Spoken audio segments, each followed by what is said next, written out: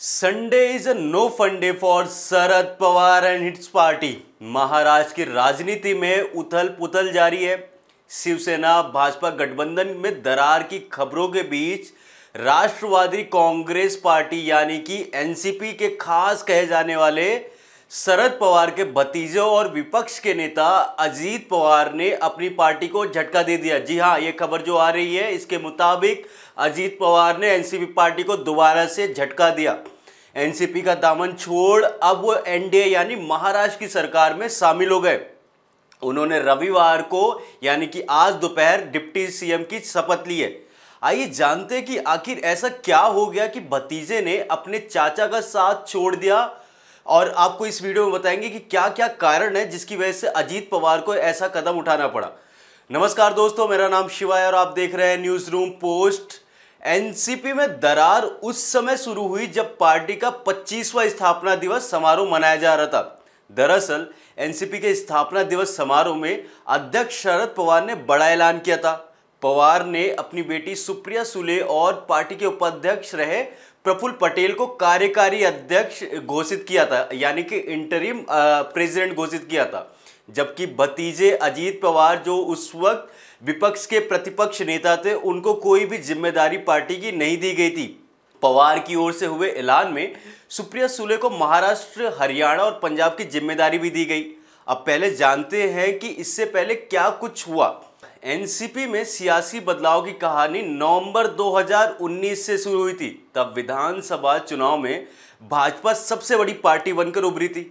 भाजपा को करीब 105 सीटों पर जीत हासिल हुई, वहीं जबकि शिवसेना को जो साथ में लड़े थे उनको करीब 56 सीटों पर जीत हासिल हुई। वहीं दूसरी तरफ एनसीपी को करीब 54 प्रत्याशी उसकी जीत का चुनाव में आए थे। वहीं कांग्रेस जो वहां पे थी उसको कांग्रेस को करीब 44 सीटों पर जीत हासिल हुई थी। भाजपा के साथ चुनाव लड़ने वाली शिवसेना के मुख्यमंत्री के मुद्दे पर गठबंधन में वहां पे दरार आ गई। भाजपा भले ही सबसे बड़ी पार्टी थी, लेकिन बहुमत के आंकड़ों से कहीं दूर थी। बहुमत के लिए पार्टी को करीब 145 विधायकों का समर्थन चाहिए था उस वक्त। तो आनन फानन में अजीत पवार ने एनसीपी का समर्थन दे दिया। अजीत पवार ने क्या किया, वहां पे एनसीपी का समर्थन किसको दे दिया, वहां पे फडणवीस यानी कि बीजेपी को दे दिया।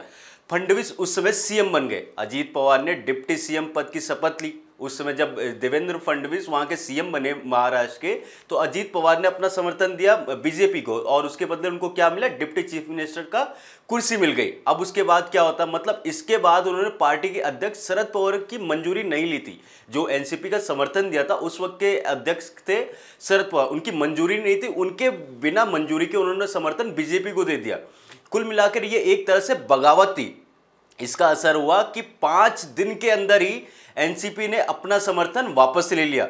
अजीत तो चाहते थे कि वो भाजपा के साथ ही रहे, वहीं देवेंद्र फडणवीस की सरकार गिर गई क्योंकि एनसीपी ने अपना पूरा समर्थन वापस ले लिया था। उधर एनसीपी, शिवसेना और कांग्रेस ने मिलकर सरकार बना ली। उद्धव ठाकरे पहली बार मुख्यमंत्री बने, जबकि अजीत पवार को फिर से डिप्टी सीएम पद का ऑफर मिला और उन्होंने इस चीज़ को एक्सेप्ट किया और डिप्टी चीफ मिनिस्टर वहाँ के बन गए। जब शिवसेना में कुछ समय बाद दो फाड़ हुआ तो वापस भाजपा की सरकार बनी, तो अजीत गुट में हलचल तेज हो गई। कई एक्सपर्ट्स कहते हैं कि अजीत गुट चाहता था कि भाजपा के साथ मिलकर महाराष्ट्र में राजनीति की जाए, जबकि पवार ऐसा बिल्कुल नहीं चाहते थे। फिर आता है कहानी में ट्विस्ट। 2 मई को शरद पवार ने अचानक अध्यक्ष पद से इस्तीफा दे दिया। 24 घंटे तक इसको लेकर खूब गहमा गहमी राजनीति गलियारे में रही। बाद में नेताओं के कहने पर पवार ने अपना इस्तीफा वापस ले लिया। हालांकि तभी ये तय हो गया था कि शरद पवार कुछ बड़ा ऐलान करने वाले हैं। तो फिर बाद में पार्टी के 25वें स्थापना दिवस समारोह पर शरद पवार ने 2 कार्यकारी अध्यक्ष के नामों का ऐलान किया, जो बहुत ज़्यादा सरप्राइजिंग था अजीत पवार के गुट के लिए। तो दूसरे पार्टी सबसे पहले उन्होंने क्या किया कि जो उनकी बेटी है सुप्रिया सुले को और दूसरे पार्टी के उपाध्यक्ष प्रफुल्ल पटेल को नाम उन्होंने अंतरिम अध्यक्ष के रूप में प्रपोज किया, उनको अंतरिम अध्यक्ष बनाया। इस दौरान अजीत को लेकर कोई ऐलान नहीं किया गया था। इसके बाद से ही राजनीतिक गलियारों में चर्चा बनी हुई थी कि क्या अजीत पवार एनसीपी से नाराज हैं। हालांकि पार्टी लगातार इस बात पर पर्दा डालती रही कि ऐसा कुछ नहीं है। राष्ट्रवादी कांग्रेस पार्टी यानी कि रागपा के नेता अजीत पवार ने हाल ही में मीडिया में आई उन खबरों को खारिज कर दिया कि जिनमें कहा जा रहा था कि सुप्रियो सुले और प्रफुल्ल पटेल को संगठन का कार्यकारी अध्यक्ष बनाए जाने से वो नाखुश है।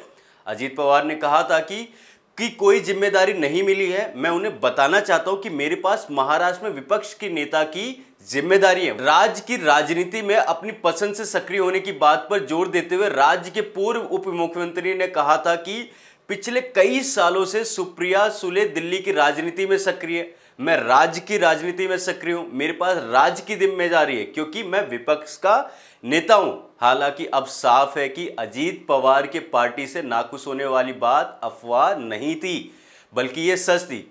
तो अब बात आती है, जैसे अभी तक की खबरों के अनुसार उनके पास मतलब लोकसभा में जो सांसद है, करीब 3 सांसदों का भी समर्थन है। अब क्या फिर से 2019 की तरह शरद पवार अजीत पवार को पार्टी में ला पाते हैं या नहीं, या फिर जो अजीत पवार होंगे, अजीत पवार क्या दूसरे शिंदे बनेंगे अपनी पार्टी के लिए? इस पे आपकी क्या राय है, हमें कमेंट बॉक्स में जरूर दें। और भी खबरों के लिए आप देखते रहिए न्यूज़ रूम पोस्ट।